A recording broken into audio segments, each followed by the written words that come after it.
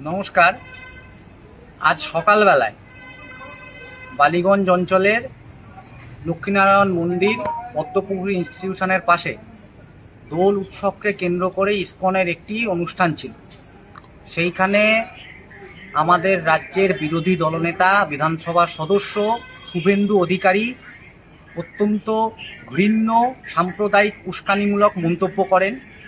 উনি বলেন, নাস্তিকতা, ধর্মনিরপেক্ষতা চলবে না, হিন্দুস্থান, হিন্দুদের রাজত্ব চলবে। এই মন্তব্য সম্পূর্ণভাবে আমাদের দেশের সংবিধান বিরোধী। আমাদের দেশের সংবিধানে ধর্মনিরপেক্ষতার ইতিহাস এবং ধর্ম পালনের, নাস্তিকতার চর্চা করার এবং ধর্মনিরপেক্ষতার ঐতিহ্যের এত বছরের যে ইতিহাস, সেই ইতিহাসকে বিরোধী দলনেতার মতো একজন সাংবিধানিক পদে থেকেও লঙ্ঘন করেছেন এবং সংবিধান বিরোধী এই মন্তব্যের তীব্র নিন্দা করা প্রয়োজন এবং আমাদের রাজ্যের প্রশাসন, সেই প্রশাসনের অবিলম্বে এর বিরুদ্ধে ব্যবস্থা নেওয়া উচিত।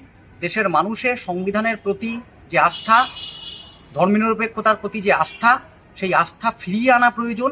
এই ধরনের উস্কানিমূলক মন্তব্য, সাম্প্রদায়িক বাতাবরণ তৈরি করার জন্য বারংবার রাজ্যের বিরোধী দলনেতা, রাজ্যের নির্দিষ্টভাবে এই সাম্প্রদায়িক শক্তি তারা করে চলেছে। এর বিরুদ্ধে বালিগঞ্জ থানায় এই এফআইআর আজ করা হয়েছে। অন্যান্য থানাগুলোতেও এর বিরুদ্ধে এফআইআর এবং প্রতিবাদ করা হবে এবং ভবিষ্যতে এই ধরনের মন্তব্য করা থেকে বিরত রাখার জন্য রাজ্য প্রশাসনকে উপযুক্ত ভূমিকা নিতে হবে। দেশের সংবিধানকে, দেশের এত বছরের সাম্প্রদায়িক সম্প্রীতির ইতিহাসকে বজায় রাখার জন্য এই ধরনের সংবিধান বিরোধী মন্তব্য, দেশ বিরোধী মন্তব্য, এক কথায় তাহা কখনোই বরদাস্ত করা হবে না।